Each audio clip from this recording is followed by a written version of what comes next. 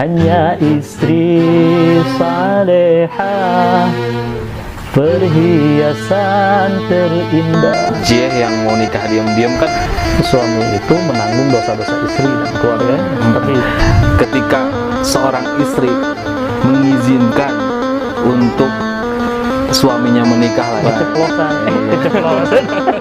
Mana dulu nih lebih baik minta izin apa lebih baik minta maaf? Cinta kepadamu dan takut kehilangannya. Assalamualaikum warahmatullahi wabarakatuh. Hamdan wa syukran lillah, salatan wa salaman li rasulillah, amma ba'du. Alhamdulillah sore hari ini kita bisa bertemu kembali. Alhamdulillah sore hari ini kembali bertemu dengan seseorang yang selalu Al-Fakir rindukan, Guru Al-Fakir Ustadz Asep atau Ustadz Cepot. Gimana kabarnya Guru? Sehat? Alhamdulillah Guru, kabar anak sehat berkat doa Guru dan sedulur-sedulur. Sedulur-sedulur sedoyo. Alhamdulillah. Jadi gimana Guru, sehat ya Guru ya? Alhamdulillah, kita ngobrol santai lagi. Mungkin kemarin sempat kita bikin konten ngobrol santai, tapi ya sedikit-sedikit ada bahasanya apa ya, respon dari netizen ya. Dari teman-teman netizen lah ya, bahasanya begitu. Bahasanya kayak gitu ya. Aduh, Masya Iya, Allah. benar. Ada yang katanya ada yang minta diteruskan bahasan yang itu. Ya, kita sih ya merespon, ya kita meneruskan sambil santai aja. Sambil santai aja, kita jawab pelan-pelan aja ya Guru ya. Karena kemarin sempat kita bahas bab poligami ya kemarin ya. Banyak tuh yang nanya gitu gimana, sampai orang-orang itu jih yang mau nikah diam-diam kan begitu, kagak enak ya. Padahal gitu, kita mah hanya bahasan keceplosan. Iya. Keceplosan. Iya, Masya Allah. Tapi ini Guru, ada yang bertanya juga, jadi yang bertanya itu bagaimana sih wanita soleha itu seperti apa? Kan banyak juga terkadang laki-laki mendambakan seorang wanita yang soleha, wanita soleha pun mendambakan seorang laki-laki yang soleh, walaupun secara ininya yang ya orang yang belum baik aja memang mengidamkan yang soleha, begitupun sebaliknya gitu. Itu menurut Guru, coba beri penerangan lah gitu Guru. Ya wajar-wajar saja dalam suatu keinginan kita untuk mendapatkan pasangan yang soleh ataupun soleha. Ya karena dalam salah satu syair yang dikumandangkan oleh Raja Dangdut Rhoma Irama yang kayak kalimatnya gini: setiap keindahan perhiasan dunia, hanya istri salehah, perhiasan terindah. Jadi perhiasan terindah adalah istri yang solehah. Masya Allah. Ad-dunya mata'un wa khairu mata'iha al-mar'atu solehah.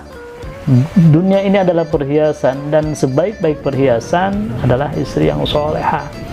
Ya tadi wajar laki-laki menginginkan pasangan yang solehah, seorang wanita pun menginginkan suami yang soleh. Cuman tadi kalau kita analogikan, ketika saya ngucapin assalamualaikum, kita akan dapatnya waalaikumsalam. Ketika saya ngucapin punten, dapatnya mangga.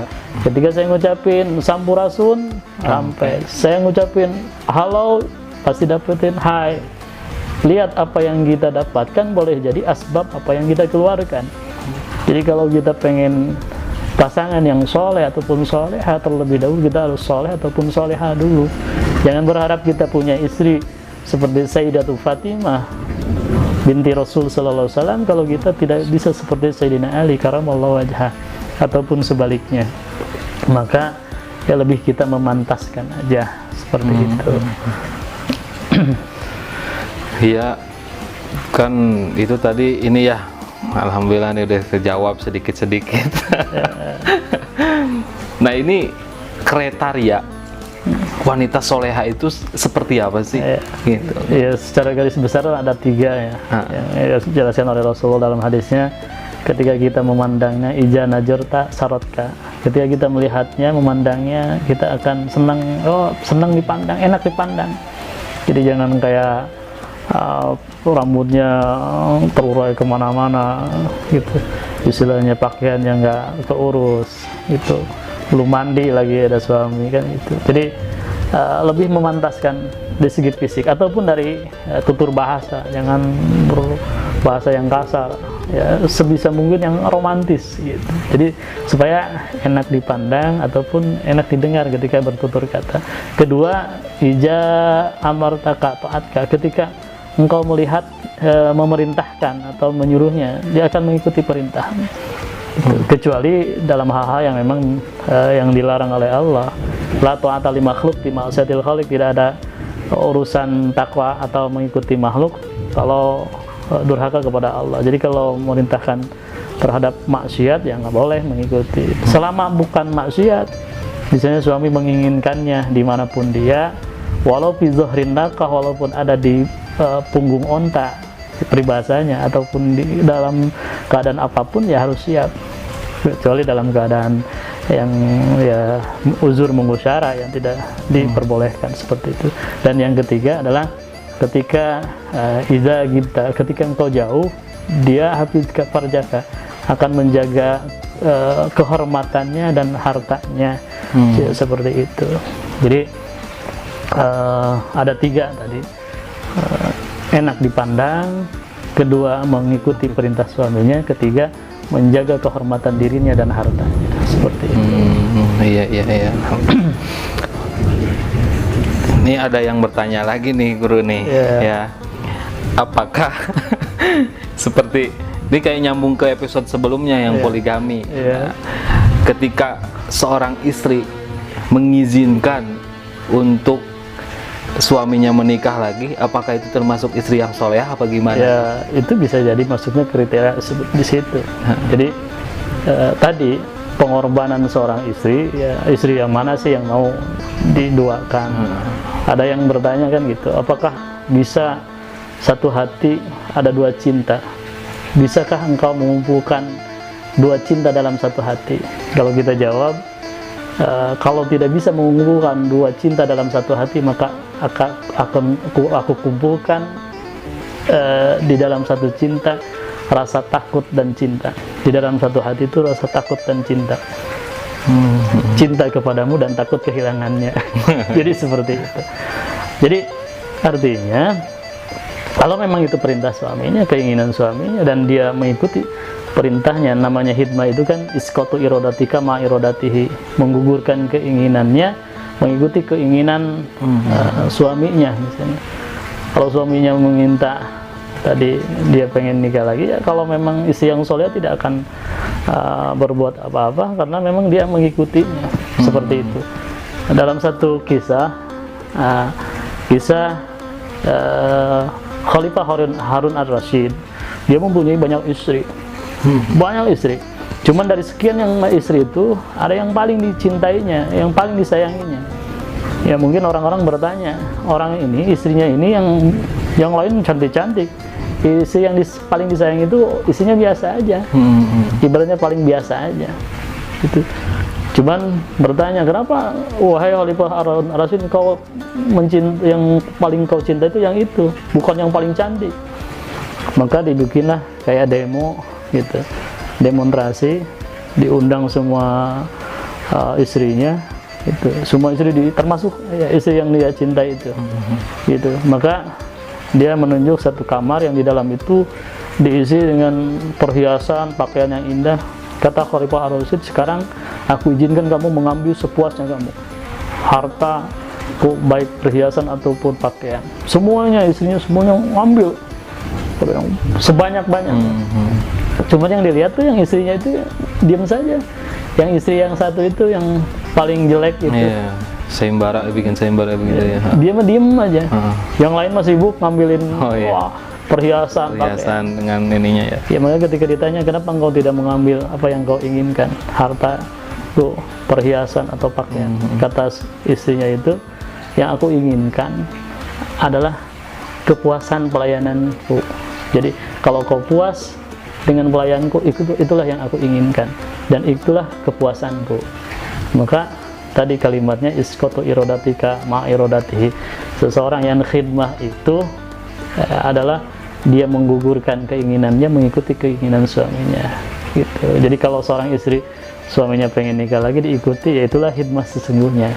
Man hasunat khidmatuhu wajabat karamatuhu, barang siapa yang paling baik pelayanannya maka wajib atasnya karomahnya, arti kemuliaan. Seorang istri yang mulia ya seperti itu ya, solehah lah itu ya, solehah gitu. Udah levelnya level solehahnya level Alhamdulillah. Sebenarnya sih banyak guru, pertanyaan itu sebenarnya banyak kita kalau mau diinin.